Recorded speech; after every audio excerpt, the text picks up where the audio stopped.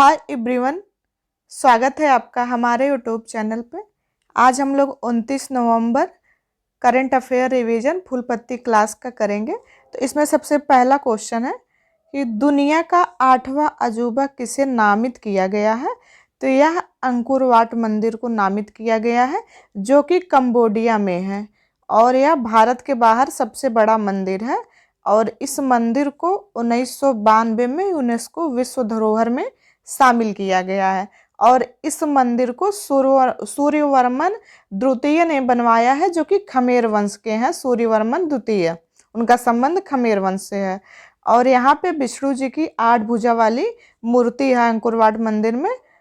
और कंबोडिया जो है, कंबोडिया में यह मंदिर स्थित है। तो कंबोडिया की राजधानी नोम पे है जो कि मेकांग नदी पर है, नोम पे। और यही कंबोडिया में ही टोनले सेप झील भी है। अच्छा, पहला 3D मुद्रित मंदिर कौन सा है? तो ये तेलंगाना में है, सिद्धिपेट जिला में तेलंगाना में स्थित है 3D मुद्रित मंदिर पहला। और 24x7 सौर संचालित मंदिर कौन सा है? तो ब्लैक पैगोडा है, कोणार्क का सूर्य मंदिर है ये ब्लैक पैगोडा। और सप्त पैगोडा ये कहाँ पे है? तो ये तमिलनाडु में है, महाबलीपुरम रथ मंदिर है ये सप्त पैगोडा। और गोल्डन पैगोडा ये म्यांमार में है स्थित। अच्छा, नागर शैली, तो उत्तर भारत के जो भी मंदिर का निर्माण होता है वो नागर शैली में होता है। द्रविड़ शैली में दक्षिण भारत के मंदिरों का निर्माण होता है।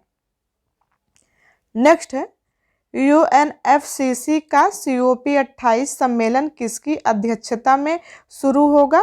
तो इसकी अध्यक्षता कर रहा है UAE, संयुक्त अरब अमीरात कर रहा है इसकी अध्यक्षता। अच्छा, UNFCCC इसका फुल फॉर्म है United Nation Framework Convention to Climate Change. और इसका जो है जलवायु परिवर्तन को कम करने के लिए किया गया UNFCCC। इसकी स्थापना कब हुई थी? तो 1994 में इसकी स्थापना हुई है। और इसका हेडक्वार्टर बान, जर्मनी में इसका हेडक्वार्टर स्थित है। और 1992 में रियो सम्मेलन हुआ था जो कि पहला पृथ्वी सम्मेलन था, वहीं पर इसकी संकल्पना रखी गई थी। UNFCCC की संकल्पना वहीं पर रखी गई थी। अच्छा, COP पहला ये 1995 बर्लिन में हुआ था, COP फर्स्ट। इसके बाद COP थर्ड, ये COP थर्ड जो है ये 1997 में हुआ था, क्योटो प्रोटोकॉल जो कि जापान में इस नाम से जाना जाता है। और यही जो क्योटो प्रोटोकॉल हुआ था इसमें ग्रीन हाउस के उत्सर्जन को कम करने के लिए ये इसमें बात की गई थी। लेकिन यह लागू जो हुआ था, ये लागू हुआ था 2005 में। अच्छा, भारत में कौन सा COP हुआ है? तो COP8 2002 में ये भारत में हुआ है। और COP27 ये शर्म अल शेख मिस्र में हुआ है। और अभी 30 नवंबर से लेकर 12 दिसंबर 2023 तक COP28 होगा, UAE में ये होगा। और ये क्योटो प्रोटोकॉल की 18वीं बैठक है। अच्छा, अल दफरा सोलर प्लांट ये एकल साइट पर विश्व का सबसे बड़ा है। कहाँ पे है? UAE में ही है। और साइक्लोन अभ्यास ये भारत और इजिप्ट के बीच में होता है। जायद तलवार भी भारत और UAE के बीच में है। स्वेज नहर ये भूमध्य सागर और लाल सागर को जोड़ती है। क्वेश्चन नंबर थर्ड है कि 21 लाख दीपकों के साथ देव दीपावली कहाँ मनाई गई? तो यह वाराणसी में मनाई गई। वाराणसी में शिव जी के त्रिपुरासुर पर विजय के लिए यह मनाई गई। और यह पूर्णिमा के कार्तिक में यह मनाया गया है, कार्तिक पूर्णिमा पे मनाया गया है, क्योंकि दिवाली अमावस्या पे मनाई जाती है, तो यह पूर्णिमा पे मनाया गया है 15 दिन बाद। क्वेश्चन नंबर 4 है कि किसने दुनिया के पहले धूम्रपान प्रतिबंध कानून 2022 को समाप्त करने की घोषणा की है? तो यह न्यूजीलैंड ने किया है। ऐसा 2022 में ये संसद में जब पारित हुआ था तो उस टाइम पे जो PM थी जेसिका आर्डन थी, तो उन्होंने धूम्रपान प्रतिबंध कानून ले आया था। और ये 2025 तक धूम्रपान मुक्त न्यूजीलैंड को करना था। लेकिन यहाँ पे नए PM आ गए हैं, क्रिस्टोफर लक्सन आ गए हैं, इन्होंने इस कानून को समाप्त कर दिया है। और ये समाप्त क्यों किया है? तो करारोपण धन जुटाने के लिए इसको सब कानून को समाप्त कर दिया है। अच्छा, न्यूजीलैंड यह प्रशांत महासागर में है और ये पूर्व का इंग्लैंड न्यूजीलैंड को बोला जाता है। न्यूजीलैंड की जो कैपिटल है वो वेलिंगटन है। न्यूजीलैंड की कैपिटल, और कुक जल संधि भी यही है न्यूजीलैंड में, और इसकी जो हाईएस्ट पीक है वो माउंट कुक है। अच्छा, तम्बाकू निषेध दिवस ये 31 मई को मनाया जाता है। और जो 8वां महाद्वीप है, ये 8वां महाद्वीप जीलैंडिया को माना जा रहा है, और इसका आधे से ज़्यादा भाग पानी में है। और ये जो न्यूजीलैंड है, ये जीलैंडिया में ऐसा माना जा रहा है कि न्यूजीलैंड जब ये 8वां महाद्वीप पूर्ण रूप से बन जाएगा, न्यूजीलैंड ये जीलैंडिया का ही भाग हो जाएगा। आल्प्स पर्वत ये यूरोप में है, और दास प्रथा का अंत एलन बरो ने किया था 1843 में। क्वेश्चन नंबर 5 है, प्लैनेटरी साइंस इंस्टीट्यूट यूएसए ने कहाँ नमक ग्लेशियर की खोज की है? तो ये खोज की है बुध ग्रह मरकरी पर ये खोज हुई है। और ये जो बुध ग्रह है ये सूर्य के सबसे निकट है, और यहाँ पे जो है ऊर्ध्वपातन गड्ढे हैं। जो ऊर्ध्वपातन क्या होता है, जो सीधा सॉलिड से गैस में चेंज हो जाए उसको ऊर्ध्वपातन कहते हैं। तो ये सीधे ठोस से सीधे गैस में हो जाता है। अच्छा, ऊर्ध्वपातन की जो क्रिया होती है ये कपूर में देखा जाता है। और आटाकामा मरुस्थल के समान है ये जो है, ये नमक का ग्लेशियर ये आटाकामा मरुस्थल के समान है। अच्छा, ये आटाकामा जो मरुस्थल है ये विश्व का सूक्ष्मतम मरुस्थल है, पेरू और चिली की सीमा पर स्थित है ये। दक्षिण अमेरिका में विश्व की सबसे लंबी पर्वत श्रृंखला है एंडीज पर्वतमाला, और इसकी हाईएस्ट पीक है माउंट एकांगुआ है। हनीमून लेक किसे कहते हैं? टीटीकाका झील को कहते हैं, और यह विश्व की सबसे ऊंचाई पर नौगम्य झील है ये, और यह पेरू और बोलिविया की सीमा पर स्थित है। सूर्य में ऊर्जा कहाँ से मिलती है? तो नाभिकीय संलयन से मिलती है। सबसे गर्म ग्रह कौन सा है? तो शुक्र है। इसको साज का तारा और भोर का तारा भी बोलते हैं।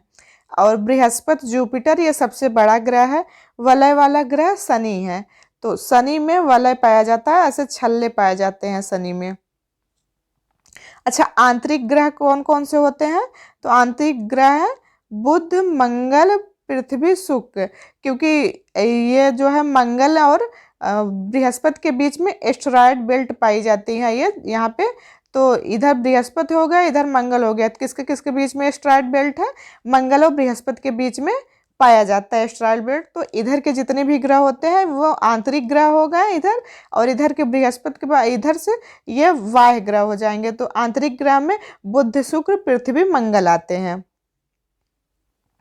क्वेश्चन नंबर 6 है कि अमेरिकी मरियम वेबस्टर डिक्शनरी ने 2023 के लिए वर्ष का शब्द किसे घोषित किया है?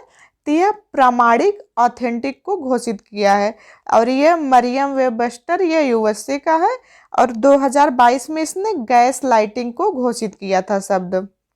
अच्छा, एआई वर्ड ये कोलिंग्स डिक्शनरी ने घोषित किया है 2023 में ही, और हेलुसिनेट ये कैम्ब्रिज डिक्शनरी ने घोषित किया है। क्वेश्चन नंबर 7 है कि टेनिस का वर्ल्ड कप डेविस कप 2023 का विजेता कौन है? तो टेनिस का वर्ल्ड कप कौन सा होता है? तो डेविस कप होता है, और 2023 का जो विजेता है वो इटली है। अच्छा, इटली की कैपिटल रोम है जो कि टाइबर नदी पे है। और ये डेविस कप का होस्ट कौन है? तो स्पेन है, और इसमें उपविजेता ऑस्ट्रेलिया रहा है। और सर्वाधिक बार डेविस कप को अमेरिका ने जीता है, 32 बार जीता है। अच्छा, फीफा महिला विश्व कप ये 9वें नंबर का था, इसमें जीता स्पेन था और उपविजेता इंग्लैंड रहा था। इसका आयोजन ऑस्ट्रेलिया और न्यूजीलैंड में हुआ था, और इसका जो शुभंकर है वो तजुनी है। फीफा पुरुष विश्व कप ये 22वें क्रम का था, दोहा कतर में हुआ था। शुभंकर इसका लाइव था, और इसमें जीता अर्जेंटीना था, उपविजेता फ्रांस रहा था। इसमें गोल्डन बूट का अवार्ड ये एम्बाप्पे को मिला था जो कि फ्रांस के हैं, और गोल्डन बॉल का अवार्ड मेसी को मिला था। क्वेश्चन नंबर 8 है कि फिनो पेमेंट्स बैंक के अध्यक्ष पद पर किसकी नियुक्ति की गई है? तो ये रजत कुमार शर्मा को किया गया है, 2 वर्ष के लिए इनको किया गया है। अच्छा, देव शर्मा ये ऑस्ट्रेलिया सीनेट में सदस्य बनने वाले भारतीय मूल के पहले व्यक्ति हैं, इसलिए ये इम्पोर्टेंट है। अच्छा, फिक्की के हेड कौन बनाए गए हैं? तो अनीश शाह है। फिक्की की स्थापना 1927 में हुई थी। घनश्याम दास बिड़ला और पुरुषोत्तम दास ने किया था। मुख्य सूचना आयुक्त कौन है? तो हीरालाल सामरिया है। और मुख्य सूचना आयुक्त ये आरटीआई एक्ट 2005 का है। केंद्रीय सूचना आयोग के जो हेड होते हैं वो सीआईसी ही होते हैं। सीबीआई के निदेशक कौन बने हैं? तो प्रवीण सूद बने हैं सीबीआई के निदेशक। क्वेश्चन नंबर 9 है कि एशिया का सबसे बड़ा खुला व्यापार मेला बाली यात्रा कहाँ शुरू हुआ है? तो यह उड़ीसा कटक में हुआ है और यह महानदी के तट पर हुआ है। कार्तिक पूर्णिमा में ये शुरू होता है और इसमें नावों की सवारी होती है और यहाँ पर उड़ीसा के तट पर बोईता हवा चलती है जो कि नाव की सवारी के लिए बहुत ही हेल्पफुल होती है। अच्छा, धानु यात्रा ये भी उड़ीसा में ही मनाया जाता है। ये भगवान कृष्ण और मामा कंस की कहानी के लिए धानु यात्रा मनाया जाता है। और नुआखाई रजपुर ये भी उड़ीसा से ही संबंधित है। मकर विलक्कू ये केरल में मनाया जाता है, सबरीवाला मंदिर में मनाया जाता है। ये क्वेश्चन नंबर 10 है और ये लास्ट क्वेश्चन है कि निर्माणाधीन, क्वेश्चन नंबर लास्ट है, ये 10वें नंबर का क्वेश्चन है कि निर्माणाधीन सिल्कयार सुरंग का संबंध किससे है? तो इसका जो संबंध है ये उत्तराखंड उत्तरकाशी से है, जहाँ पे 41 मजदूर फंसे हुए थे। दीपावली के दिन से ही फंसे थे वहाँ पर और 17 दिन के बाद उनको निकाला गया है। यह 4.5 किलोमीटर लंबी सुरंग बन रही थी, यहीं पे मजदूर फंस गए थे और यमुनोत्री एक्सप्रेसवे जो है उसी में यह सुरंग बनाई जा रही थी। जो चारधाम यात्रा है उसको सुगम करने के लिए इस सुरंग का निर्माण किया जा रहा था। तो यहाँ पे ये मान लेते हैं हम लोग, ये जो है सुरंग हो गई टोटल कितनी 4.5 किलोमीटर की ये सुरंग हो गई। तो यहाँ सिल्क्योर से लेकर के बड़कोट तक है ये 4.5 किलोमीटर की सुरंग ये बन रही थी। और इसका ये जो बनाई जा रही थी ये बड़कोट की तरफ से भी बनाई जा रही थी, सिल्क्योर की तरफ से भी ये बनाई जा रही थी सुरंग। तो यहाँ पर इतना ये 500 मीटर रह गया था बनाने के लिए, 500 मीटर रह गया था बनाने के लिए। मजदूर इधर से वापस हो रहे थे बना करके, 41 मजदूर इधर से वापस हो रहे थे बना के। तो और ये जो सुरंग बन रही है तो पहाड़ में ही बनेगी, तो ऊपर पूरा ऐसे पहाड़ है। तो हुआ क्या कि जब 41 मजदूर इधर से वापस हो रहे थे तो यहाँ पर ये जो यहाँ पे ये पहाड़ है इसका ये मलबा पूरा यहाँ पे ऐसे धस गया 60 मीटर तक। कितना 60 मीटर तक ये पूरा ऐसे धस गया। तो यहाँ पे पूरा ये ब्लॉक कर दिया, मतलब आने जाने का पूरी तरीके से रास्ता बंद हो गया। और इधर भी इतना नहीं बना है, इतना बचा हुआ है। तो यहाँ पे मजदूर फंस गए थे, 41 मजदूर यहाँ पे फंस गए थे। लेकिन अच्छा यही था कि यहाँ पर बिजली की व्यवस्था थी और यहाँ से पाइप डाल करके इनको खाने पीने का सामान दिया जा रहा था और बातचीत किया जा रहा था मजदूरों से। और यहाँ से यही जो मलबा है 60 मीटर का, यही हटाने के लिए ही मशीनें आई। मशीनें भी फेल हो गई थी, नहीं काम कर पाई। अच्छा, ये जो बड़कोट है यहाँ से 1.7 किलोमीटर का इधर से भी बन चुका था ये। तो टोटल कितना ये 4.5 किलोमीटर का ये बन रहा था सुरंग, इसी में मजदूर फंस गए थे। तो और इस मजदूरों को रैट होल माइनिंग तकनीकी के द्वारा निकाला गया है और जो कि 2004 में, ये 2004 है, 204 नहीं 2004 है। 2004 में एनजीटी ने इस तकनीक को बैन कर दिया था। और ये तकनीक है क्या कि रैट होल माइनिंग, ये चूहों की तरह बिल खोदकर मलबा निकालते हैं। मलबा जब निकाल लेंगे तो रास्ता साफ हो जाता है, तो उससे निकाला जा सकता है। यही तकनीक यूज करके मजदूरों को निकाला गया है। तो ये थी आज की करंट अफेयर की वीडियो। अगर आपको ये क्लास पसंद आई हो तो वीडियो को लाइक करिएगा। चैनल को अभी तक सब्सक्राइब नहीं किए हैं तो चैनल को सब्सक्राइब करिएगा। और इसकी पीडीएफ आपको टेलीग्राम पे मिल जाएंगी, जिसका लिंक इस वीडियो के डिस्क्रिप्शन में दे दिया जाएगा। तो आप वहाँ से ज्वाइन करके पीडीएफ प्राप्त कर सकते हैं। मिलते हैं नेक्स्ट वीडियो में। Thank you.